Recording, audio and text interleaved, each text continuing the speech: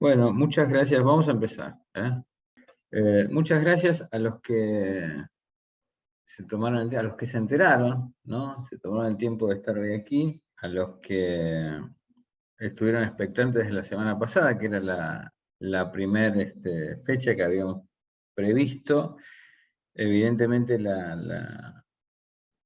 centro que organiza está con algunas cuestiones técnicas, porque bueno, en su momento no nos llegó el link a tiempo, ahora lo tuvimos, volvimos a anunciar este webinar. Webinar no es nada más que, en vez de un seminario es, ¿no?, un webinario. Quiere decir que, bueno, es una disertación que me honra tener ahora con ustedes, pero que en vez de estar en un aula, todos presentes, estamos conectados acá por la plataforma, y que va a quedar grabada para que ustedes, ¿no?, puedan compartirla las veces que quieran. Bueno, me presento, algunos me deben conocer, otros no, por los mensajes, algunos reconozco yo por el nombre, muy pocos. Les doy la bienvenida. Yo soy el doctor Eduardo Cosi, soy profesor en el Centro de e-Learning en la Universidad Tecnológica Nacional hace más de 10 años, y soy doctor en psicología por la Universidad de Buenos Aires y abogado por la Universidad de Buenos Aires. Soy terapista cognitivo-comportamental y me lleva más de 25 años, ¿sí?, de vida la formación de acompañantes terapéuticos, ¿no? Y ese es el tema, entre otros temas que acostumbro a disertar para la UTN cuando me invitan. El tema de hoy es el tema del acompañamiento terapéutico. Ya les digo, a lo que dediqué algo así como la mitad de mi vida, y creo que soy de algunos de los tantos, ¿no?, responsables del crecimiento que tuvo el acompañamiento terapéutico en los últimos años, en las últimas décadas, sobre todo a partir de crear la primera tecnicatura universitaria y pública en la provincia de Santa Cruz. Hoy hay 8, hay 3 licenciaturas. Estoy trabajando en proyectos de licenciaturas también con la Universidad Nacional Pública de Santa Cruz. Y a partir de esta experiencia, un poco mi contribución en el campo del acompañamiento terapéutico tuvo mucho que ver, y sobre todo en el proyecto de creación de la carrera, hoy quizás en la UTN, bajo el formato de una diplomatura que tenemos especializada, ¿no?, en el abordaje cognitivo-comportamental. Me considero uno de los referentes y responsables de ese debate, ¿no?, del debate sobre la formación de los acompañantes terapéuticos. Siempre digo que el acompañamiento terapéutico es la contribución más importante de la psicología argentina al mundo en los últimos 50 años.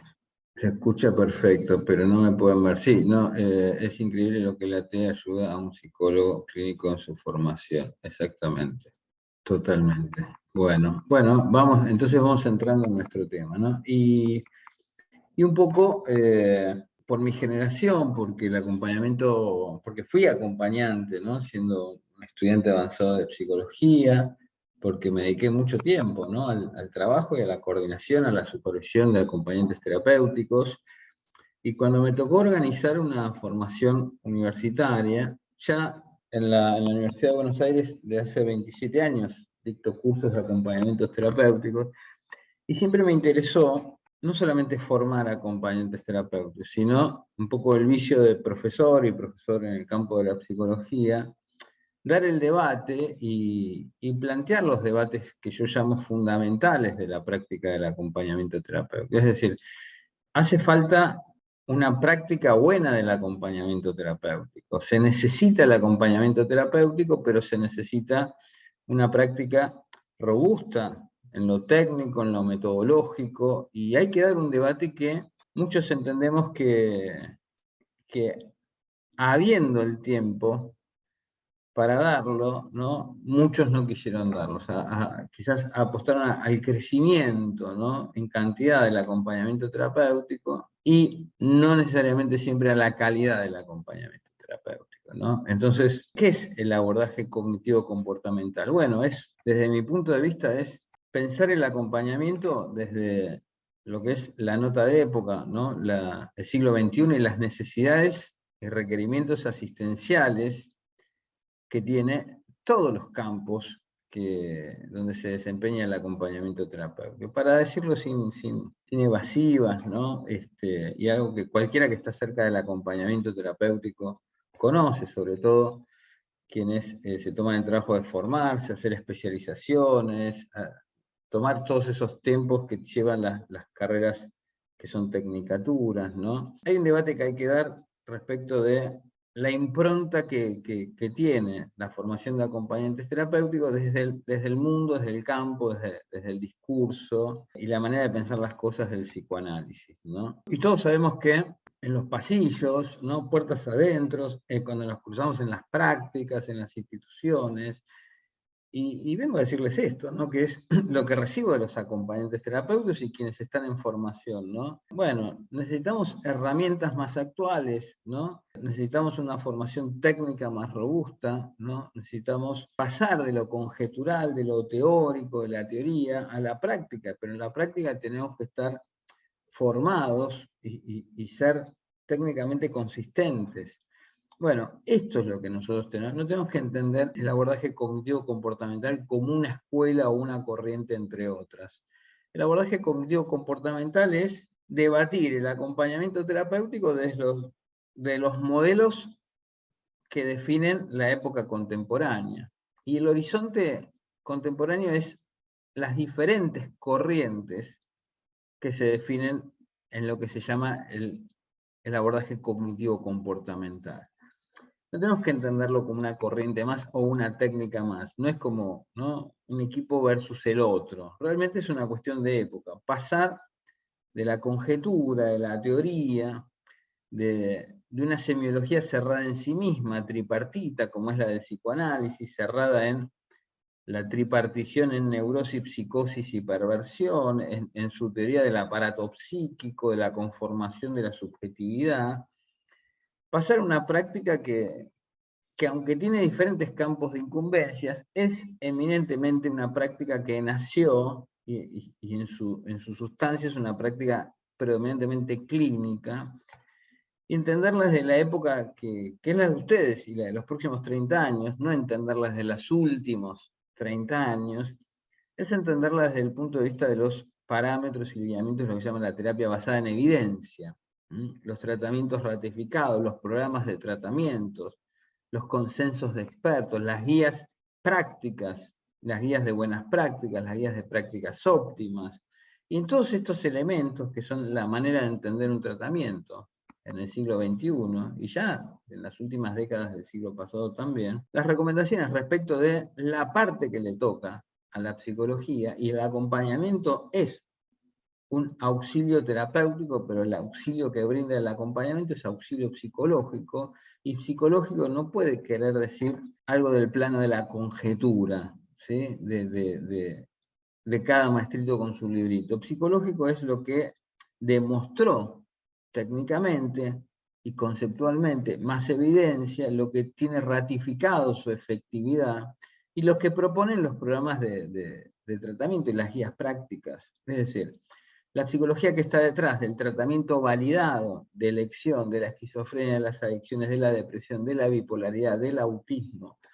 de la discapacidad intelectual, siempre responde al abordaje contemporáneo. ¿A qué otro abordaje va a responder? Y ese abordaje es el abordaje cognitivo-comportamental. Es un movimiento de la psicología que, es cierto, nace tímidamente en los años 60, con Aaron Beck, con Albert Ellis, creo que se llama el modelo ABC, centrada en una actualización, en una puesta al día, respecto de la evidencia y una robustez técnica mucho más importante respecto del psicoanálisis, pero todavía dialogando con el psicoanálisis que tiene en el pasado, en la historia. Una psicoterapia más eficaz, más concreta, más técnica, que se centra en una primera etapa en los procesos mentales y la relación de los procesos mentales con los procesos emocionales, y estos dos, el ánimo, los procesos emocionales y los patrones mentales, estrechamente relacionados con el comportamiento. Por eso es un eufemismo hablar de cognitivo-comportamental, porque en realidad nacen los modelos que prestan mucha atención en la manera en que se relacionan los patrones mentales con los patrones emocionales y con el comportamiento, ¿no? Y cómo esos bucles, esos loops que se van produciendo de retroalimentación, explican mejor que otros modelos los problemas psicológicos o psicoemocionales. Nace la primera etapa del abordaje cognitivo-comportamental, a lo que después se van sucediendo diferentes aspectos, diferentes facetas, diferentes corrientes dentro de esto, lo que es el horizonte contemporáneo. Pero ya no hay una marcha hacia atrás, ¿no? La psicología empieza a ser una de las contribuciones validadas, robusta técnicamente, que contribuyen al campo general asistencial. Y empieza, digamos, a ponerse al día respecto de las semiologías y utiliza una psicopatología más abierta, basada en las descripciones diagnósticas que permiten el trabajo interdisciplinario, las diferentes miradas respecto de un tratamiento, integradas, como puede ser la médica, la farmacológica, la social, y para eso se necesita salir del encierro de las semiologías psicoanalíticas, tan encorsetadas, ¿no? tan pobres por el exclusivismo, ¿no? de esa tripartición de estructuras, y tan difícil de entrar en diálogo con otros lenguajes, con un lenguaje tan críptico, tan cerrado en sí mismo, tan psicoanalítico. Entonces es una contribución la de la psicoterapia cognitivo-comportamental que se abre a los manuales diagnósticos, ¿no? Que eso es abrirse a un debate social también, ¿no? Es poner en crisis los dogmas. Por eso el DSM, tan criticado por el psicoanálisis, está en la versión quinta.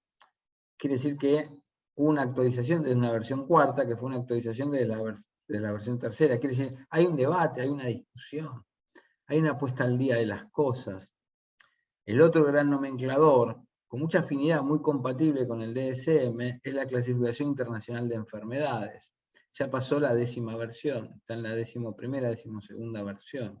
Es decir, ahí vamos a discutir hipótesis concretas, caracterizaciones de problemas, síndromes, trastornos, enfermedades, pero basados en criterios concretos, en evidencia, que pueden discutirse, que pueden validarse, que pueden redefinirse. Entramos en un concierto de opiniones, de voces, de actores, de participantes, donde no quedan fuera las organizaciones y los colectivos de los propios pacientes, las propias personas que padecen algunos problemas, grupos de familiares.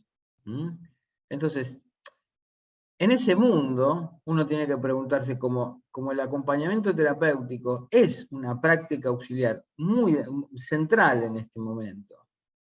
Realmente es el centro gravitacional del campo asistencial, por donde uno lo mire, todo el mundo sabe esto. Hay que pararse a discutir cuál es la psicopatología en la que se forma el acompañamiento terapéutico. Una psicopatología del siglo XVIII, un cuerpo teórico, una teoría del siglo XVIII, de primera mitad del siglo XX. ¿Y cuáles son las técnicas? ¿Cambiamos las técnicas por grandes conjeturas, por explicaciones muy floridas? No, lo que venimos a decir es que la formación técnica del acompañamiento terapéutico se nutre mucho más de las contribuciones del amplio abanico de posibilidades del modelo cognitivo-comportamental como sinónimo de las contribuciones contemporáneas de la psicología.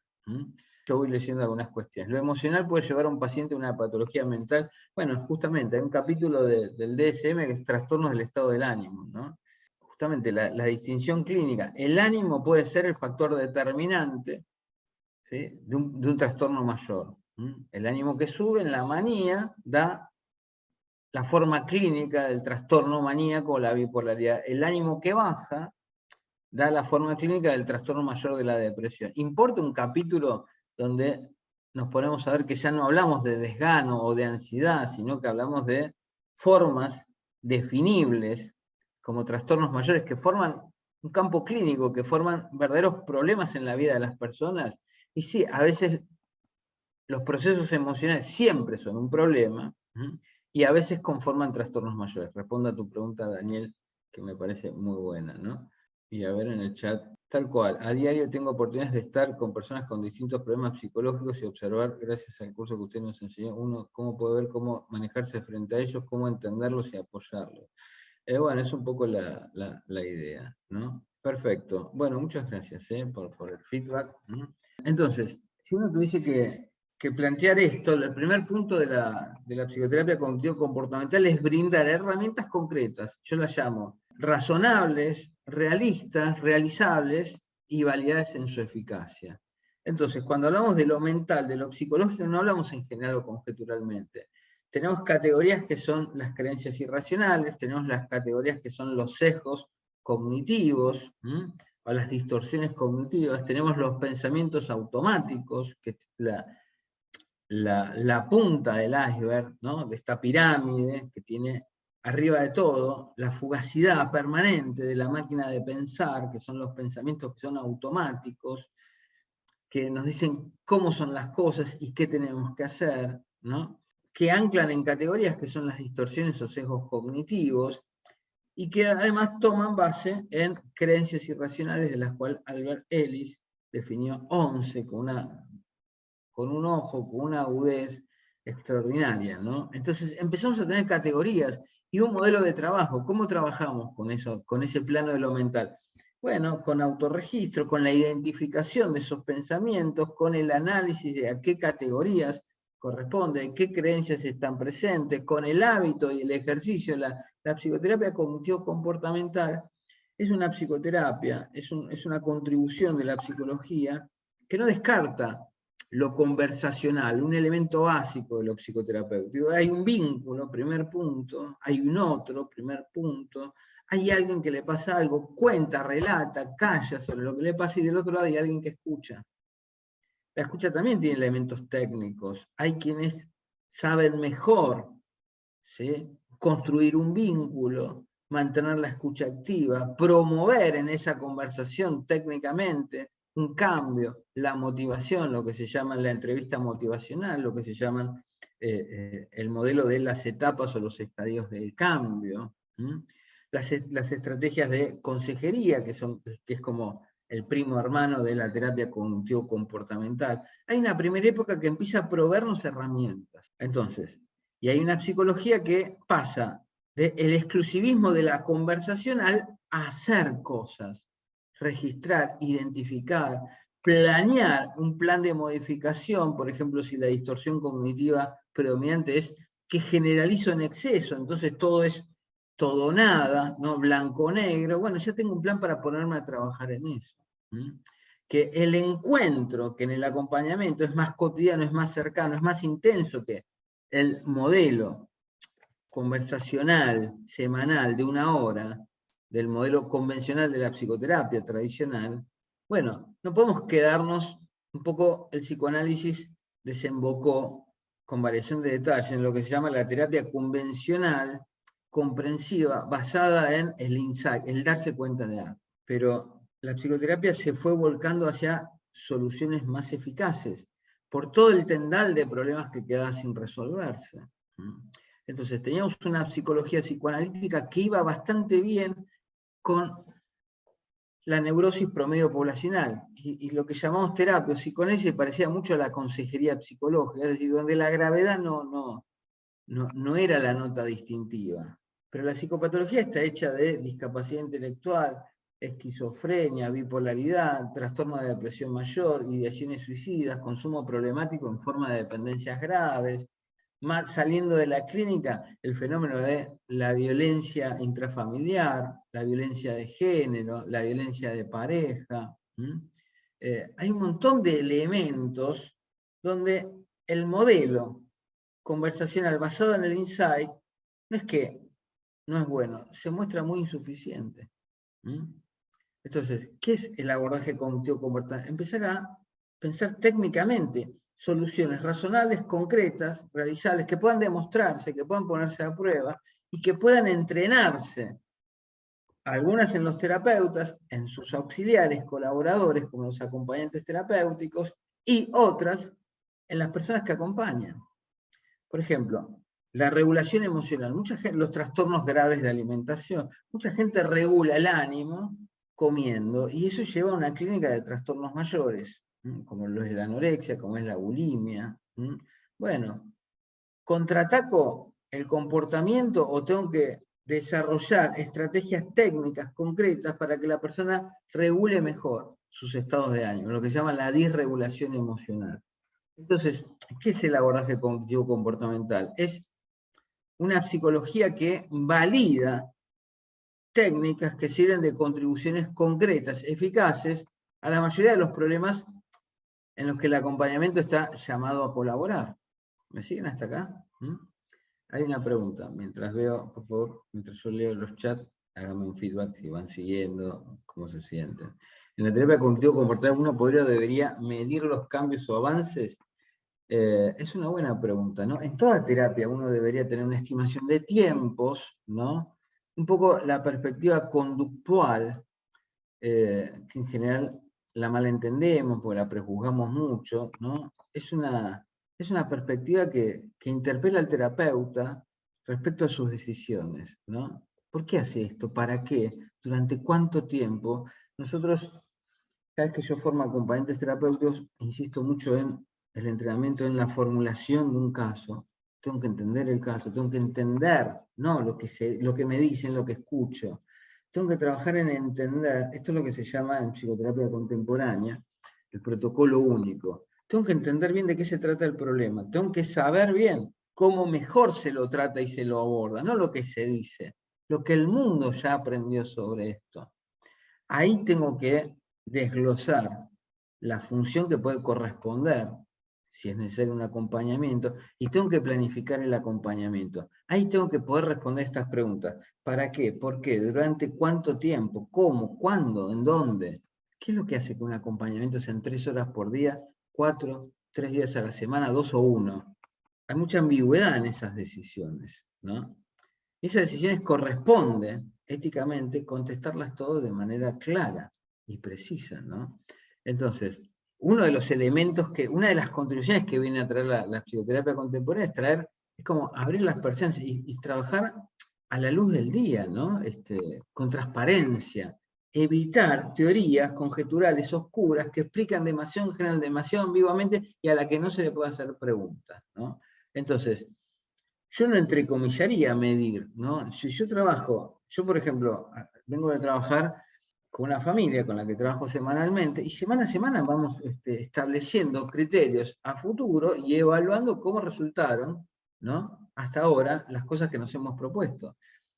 Y eso es un elemento fundamental. Está buena tu pregunta, a ver, tu nombre es, bueno, no sé bien, con C, ¿no? Carlos, no sé. Es una buena pregunta.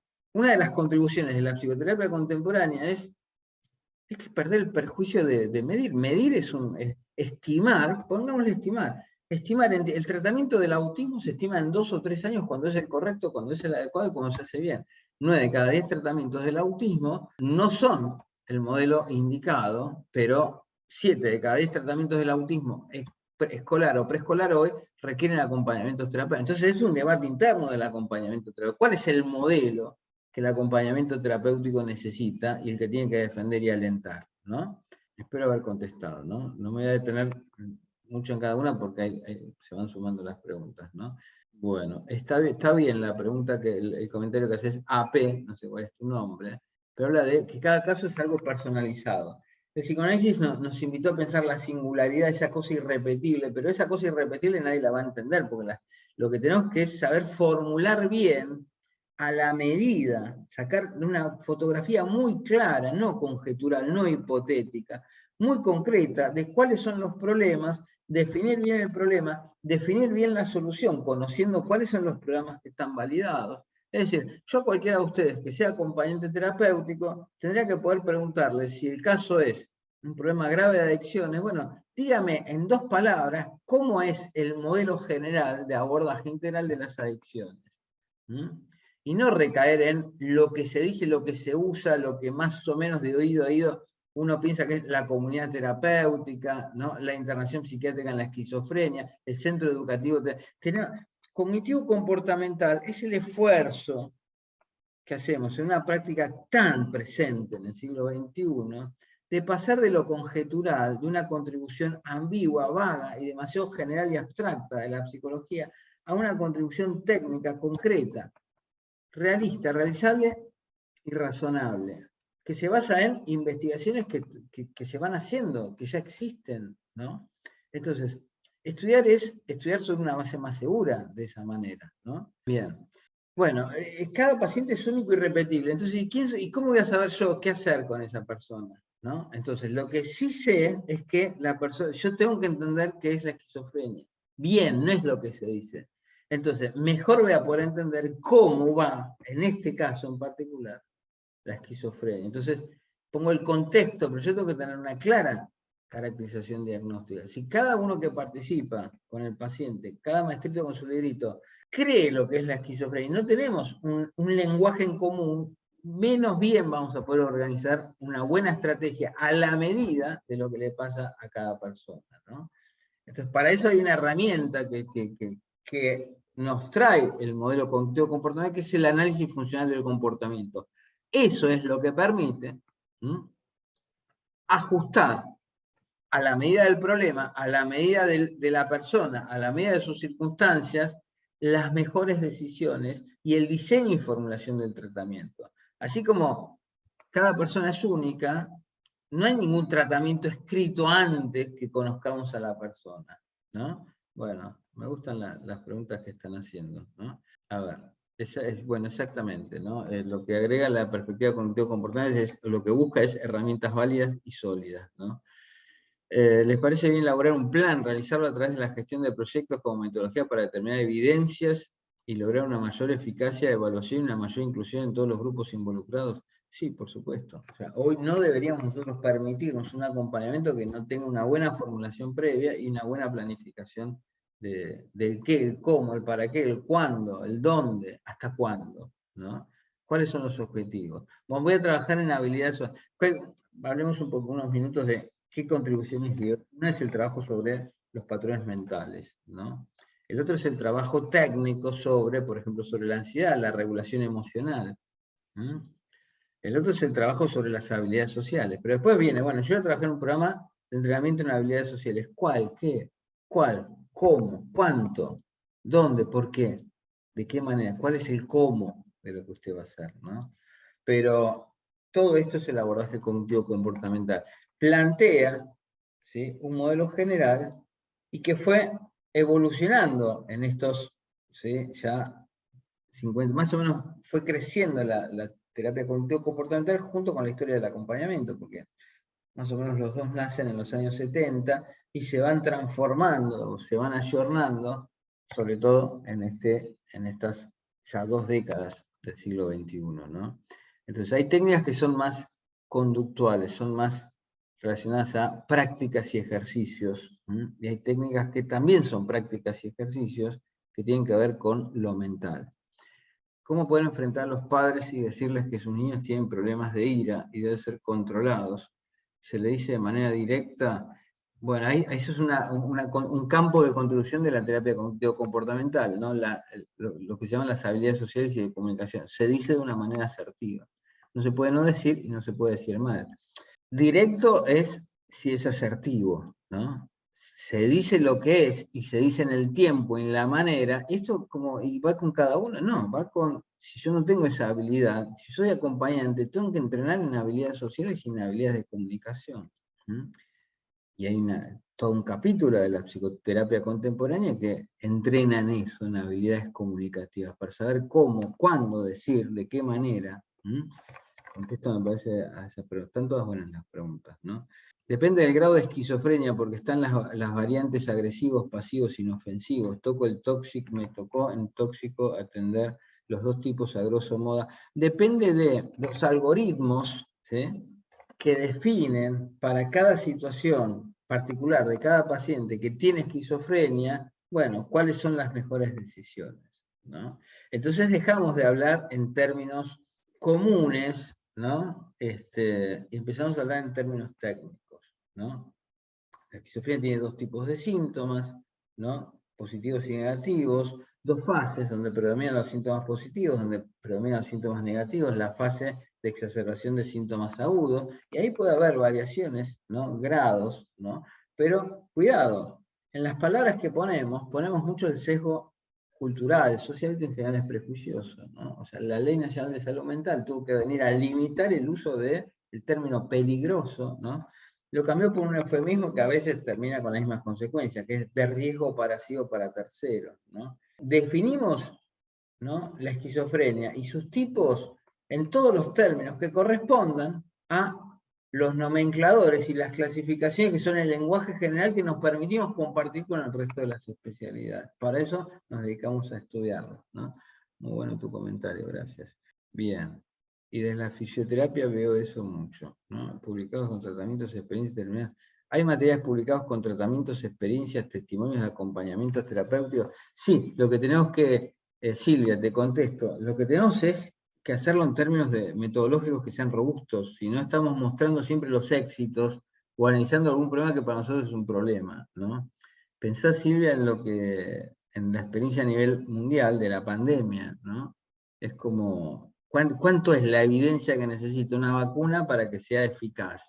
No es que le haga bien algo, o sea, eso es eso es hacia dónde tiene que ir y todavía no está el acompañamiento. En dejar de publicar casos y discutir casos y publicar y producir evidencia, ¿no? Hoy tenemos evidencia, ¿sí?, mucha, que contribuyan. Hoy sabemos cómo es un buen tratamiento y sabemos si el caso donde nosotros estamos corresponde o no a eso, ¿no? Porque la psicoterapia, el acompañamiento es un auxiliar psicoterapéutico, no se basa en resultados, se basa en la instrumentación de los buenos medios. ¿Cuáles son los buenos medios que elegiría Silvia para tomar tus decisiones? Y bueno, aquellos que están probados, aquellos que han resultado en algunas otras personas que no son la persona que vos acompañás, ¿no? Ese es un poco el dilema, ¿no? Por eso quería decirles, no es una corriente entre otras, es un planteo, es un debate que pone en crisis una manera discutible de promover el acompañamiento terapéutico que no esté basado en evidencia, que esté basado solamente en valoraciones o en conjeturas, ¿no? Bien. Los buenos medios que en definitiva dan buenos resultados. Claro, exactamente, porque que en general mejoran los resultados, porque tienen probado que son la mejor probabilidad, ¿no? Aunque no dan garantías, aumentan las probabilidades. Bueno, no quiero aburrirlos tampoco con la charla, avancemos unos minutos más, están entretenidos, las preguntas son buenas. Déjenme decirles algo, ¿no? Que cómo entiendo yo las cosas, ¿no? La terapia cognitivo-comportamental no es una forma monolítica, sino es un crisol de corrientes y de modelos de tratamiento. Déjenme mencionarles algunos, ¿no? Pero en particular decirles algo que es muy importante. En general, la psicología cognitivo-comportamental en general es integrativa, es decir, casi siempre es una integración de diferentes modelos, porque han nacido en diferentes momentos para resolver diferentes cosas. Entonces, pues hablamos de abordaje cognitivo-comportamental. Hay elementos que son más conductuales, hay elementos que son más claramente cognitivos, más clásicos, hay elementos que son más de entrenamiento de habilidades, hay intervenciones más clásicamente conductuales, en sentido clásico, y hay una evolución interesante que dio la psicoterapia, que pasar de los modelos más clásicos, conductuales y cognitivos, a entender primero de manera integral los aportes de las diferentes corrientes, ¿no? Y hubo realmente lo que se llama una tercera ola o tercera generación de terapias cognitivos comportamentales que nos deja planteando un poco lo que yo vine a comentarles hoy, que es los procesos básicos y los modelos transdiagnósticos, ¿no? Un poco es el caso del mindfulness, las técnicas de mindfulness que se han descubierto tan poderosas, que vienen de una parte de la meditación budista, anteriormente del hinduismo, ¿no? Y otro es lo que se llama las terapias de aceptación y compromiso. Es decir, si uno hablara de modelos cognitivos comportamentales clásicos de los años 70, es la terapia cognitiva de Aaron Beck, sus patrones mentales, la relación que conecta con las emociones y los comportamientos. Y eso es potentísimo, nadie debería desconocer esa contribución. Pero después Albert Ellis, de manera similar, habla de la terapia racional emotiva, la importancia que tiene concentrarse en objetivos concretos, planificar en la terapia, no solamente hacer terapia. Ponerse objetivos, que es también recuperar para la psicología, y el acompañamiento tiene que saber esto, una hermana fundamental de la psicología, que debería ser inseparable siempre, debería ser un equipo así, inseparable, que el acompañante lo lo intuye y tiene que transparentarlo en las formaciones, en las carreras, la contribución de la terapia ocupacional. El acompañante justamente está ahí donde suceden las cosas, y está cotidianamente y está cerca. En la vida cotidiana está la mejor explicación de las cosas que nos pasan psicoemocionalmente, ¿no?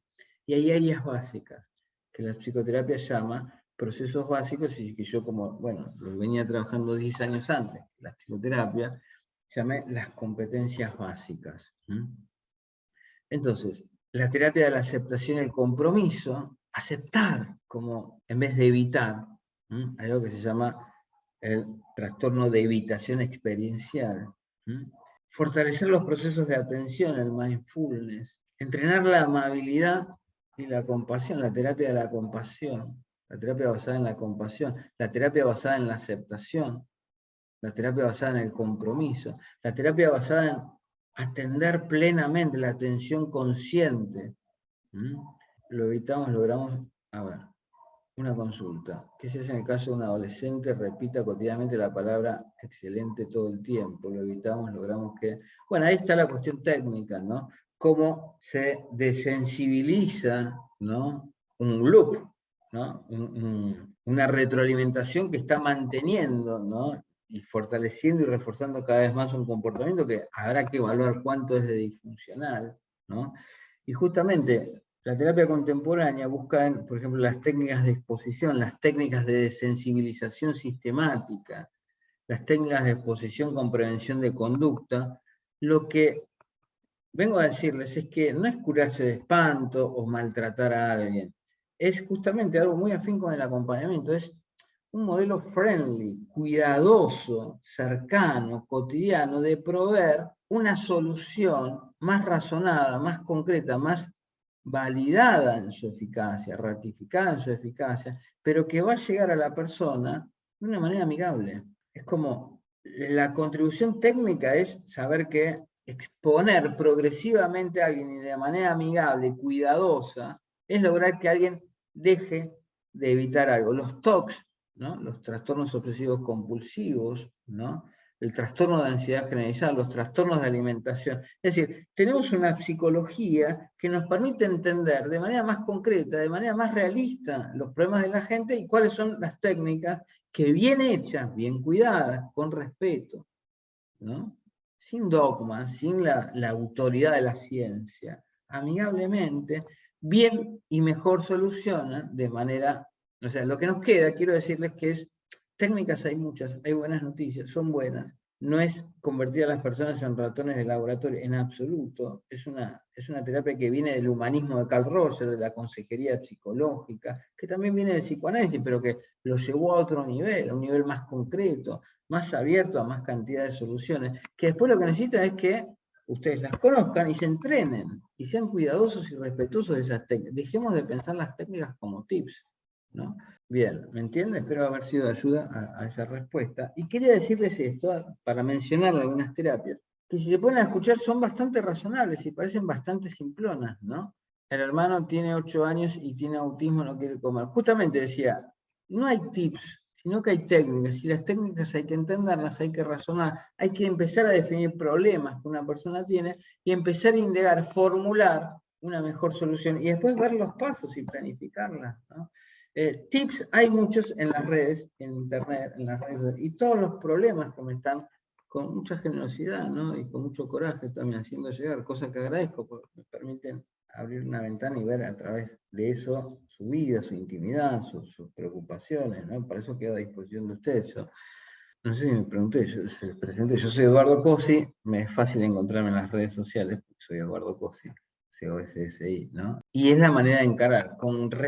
Hay una frase que es amigarse con el tiempo, ¿no? Cualquiera de los problemas que ustedes me están planteando, casi todos tienen solución, una solución muy buena, amigable, eficaz, que hay que sentarse a conversarlos como si hiciésemos bocetos, ¿no? Para verlos cada vez mejor, entenderlos cada vez mejor y diseñar ese modelo eficaz, ¿no? Tal cual, es lo que decís ahí, Lea, ¿no? COSSI, mi nombre se los voy a escribir acá, los que tengan acceso. Y es eso, justamente, mi recomendación es desalentemos los tips. El tip es como que le funciona a otro, y quizás me funciona al corto plazo, pero lo estoy entendiendo. Si no estoy entendiendo, no sé qué mecanismos estoy tocando, ¿no? Otro día hablamos del autismo, que es tan interesante. El autismo es un problema del desarrollo. Casi nadie entiende cómo se interviene en el desarrollo. Entonces, cerremos los libros y empecemos de cero, porque si el problema es el desarrollo, yo tengo que entender cómo es el desarrollo y cómo se interviene en el desarrollo. Bien, les agradezco. Quisiera contestarles todas las preguntas. Esto me da la intuición de que fue buena idea aceptar este webinar, y quizás que no sea el último, ¿no? Y que no sea la única manera de conectarnos y seguir este debate. Quiero decirles algo, que es hacia dónde evolucionó y que tiene mucho que ver con el acompañamiento terapéutico, ¿no?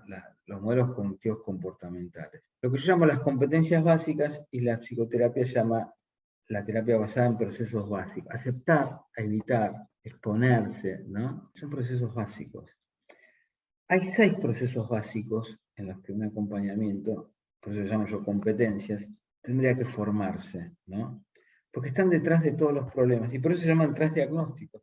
Sirven para ayudar a la persona con esquizofrenia, a la persona con autismo, con depresión, con variaciones de detalle, ¿no? Pero son básicos y transdiagnósticos. ¿Cuáles son esos problemas para los cuales el abordaje cognitivo comportamental ofrece, ¿sí?, soluciones claras? La cabeza, la máquina de pensar, el pensamiento es el primero, ¿no? Creemos que es nuestro aliado y pensar es demoledor. Si no estamos preparados, y cuando tenemos problemas psicológicos, háganlo, pruébenlo en su vida, por eso se llaman competencias básicas.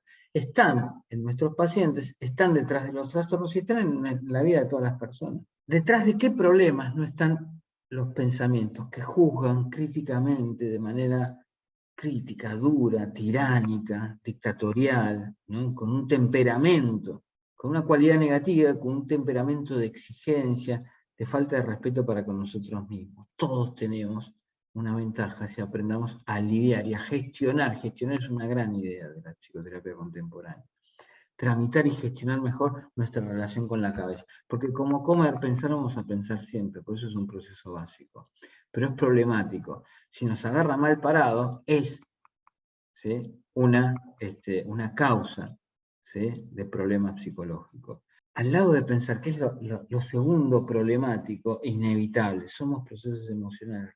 Entonces, nuestras emociones vivimos tramitándolas y gestionándolas. La disregulación emocional quiere decir que cuando nos agarra mal parado y no regulamos bien, no gestionamos, no tramitamos bien, eso que 24/7 tenemos que hacer, además de pensar, y que si no estamos bien con eso, nos lleva puesto, ¿no? Los procesos emocionales, ser seres emocionales, que las emociones nos suben, nos bajan, nos llevan y nos traen todo el tiempo, no es dominarlas, es no disregular, es decir, no gestionar mal. Cuando empezamos a tener problemas en la manera de gestionar las emociones, y piensen en algo como las adicciones. Las adicciones se definen como las personas en que el consumo de cualquier sustancia que altere la mente o el estado de ánimo. ¿Qué quiere decir?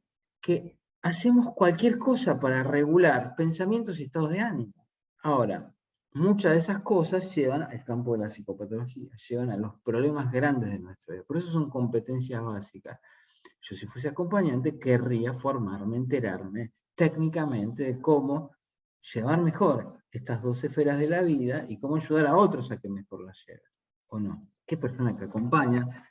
O sea, el auxilio psicológico, finalmente, en concreto, ¿qué es? Y es auxilio con estas 2 grandes temas.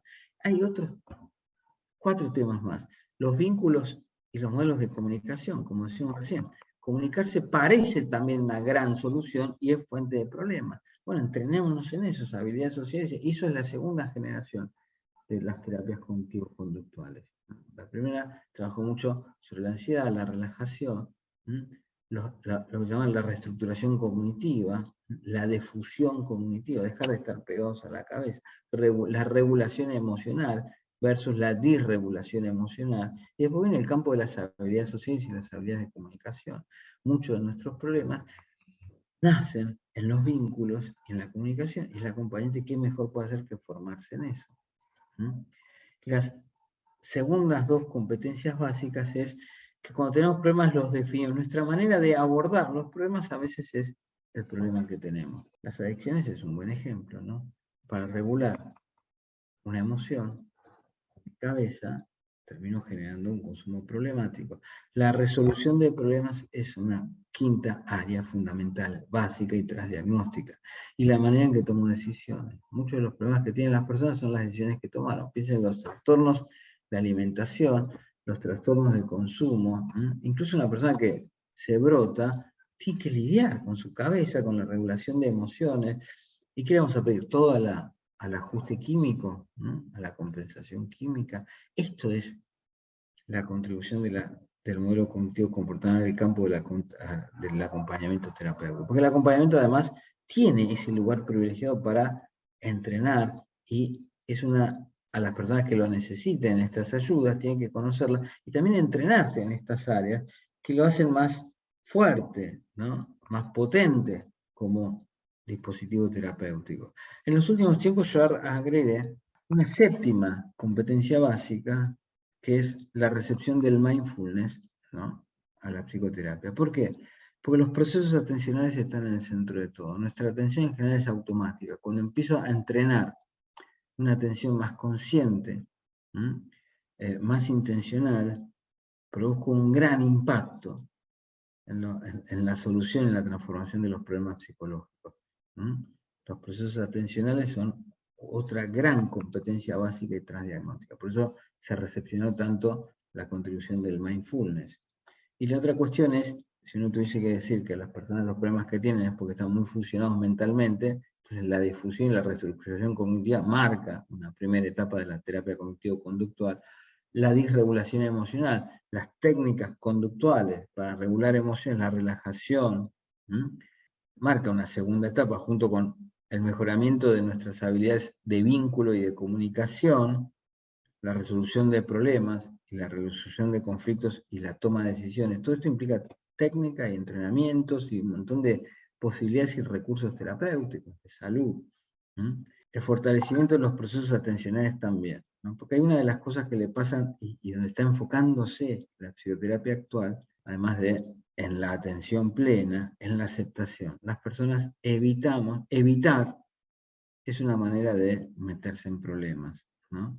Entonces, desde el punto de vista conductual, las técnicas cuidadas, amigables, de exposición progresiva, de desensibilización progresiva a un estímulo que está retroalimentando, ¿sí?, un problema, y respecto de desincentivar los procesos de evitación, es incentivar los procesos de aceptación y de compromiso, ¿no? La séptima que agrego yo es el mindfulness. El mindfulness es, tenemos la cabeza, tenemos las emociones, los vínculos, los otros, la comunicación y los vínculos, la manera en que resolvemos problemas, la manera en que tomamos decisiones, pero ¿dónde está nuestra atención? El ojo de la atención es lo que determina qué nos pasa y qué no nos pasa, ¿no?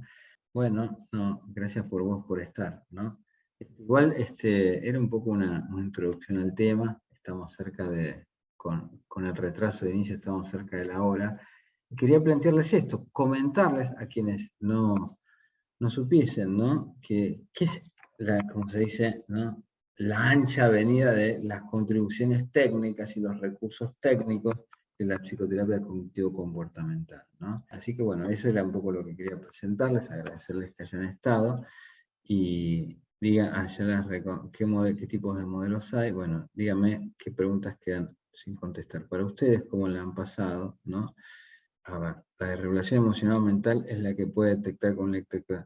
No, la disregulación emocional es, te das cuenta cuando decís, ¿qué hago cuando tengo ansiedad? Fumo. Es una disregulación porque estoy metiendo sustancias con cáncer para bajar, ¿no? Es como la manera, todos regulamos la cabeza, las relaciones con los otros y las emociones, como podemos. ¿Qué es la disregulación? Cuando la manera en que las regulamos conduce a una enfermedad. Por ejemplo, todos regulamos emociones comiendo y comemos todos los días, o pensando en una cosa o en la otra. Pero también tenemos que lidiar con... Todo el tiempo tenemos que gestionar pensamientos, emociones, vínculos con nosotros, tenemos que gestionar nuestros problemas y tenemos que tomar decisiones. De cómo lo hacemos depende hacia dónde va a desembocar, ¿no?, nuestra vida. Si en problemas, ¿sí?, malestares, o en ya formas clínicas que pueden constituirse en trastornos graves. Pero el modelo contemporáneo dice que los procesos son básicos y son transdiagnósticos, depende cómo se vaya complicando, ¿no? Lidiar con estas 7 grandes esferas de la vida, de ahí se empiezan a explicar la conformación de los grandes trastornos de la psicopatología, ¿no? Te agradezco. A mí me cuesta ver los nombres completos, veo el temor también llega a no aceptación de las decisiones que deben hacer. Es que nos preparan emocionalmente para la inmadurez y para evitar los problemas, ¿no? Tal cual. Tal cual. En la clínica cotidiana lo que vale son los programas de tratamiento, ¿no? La formación técnica, y bueno, que cada acompañante sepa por qué hace cada cosa, no por qué cree que la hace, ¿no? En ese sentido yo, Diego, ¿no? Estaría de tu lado. Coincido con vos. Bueno, a ver, gracias. Bueno, gracias a todos, ¿no? Les pido disculpas las preguntas que dejé sin contestar, ¿no? Tienen mi nombre, me buscan, me encuentran, ¿no? Seguimos esta charla en otro momento y yo creo que es una contribución, un debate que todos tenemos que dar. Y yo ya sé que dan, porque yo estoy en contacto, al haber sido quien creó la primera tecnicatura de acompañantes, estoy en contacto con la tecnicatura de Tucumán, de Córdoba, de San Luis, de Santa Cruz, me olvido tantas otras, los proyectos y la tecnicatura en Chubut, y todos los acompañantes egresados en formación se quejan de la falta no se quejan del título que tiene de su carrera, se quejan de lo mismo que me quejaba yo cuando estudiaba psicología, ¿no? Necesito que me hablen de verdad, concreto, técnicas, cuáles son las técnicas, cuáles son los modos. La buena noticia es que las hay y muchas y muy eficaces, ¿no? Así que bueno, a dar el debate, muchas gracias por la paciencia de las dificultades técnicas que tuvimos, que se me escapa de las manos a mí, ¿no? Bueno, gracias. Y gracias por sus palabras y por su saludo, las expresiones tan generosas. Nos estamos viendo en una próxima reunión. Muchas gracias, hasta siempre.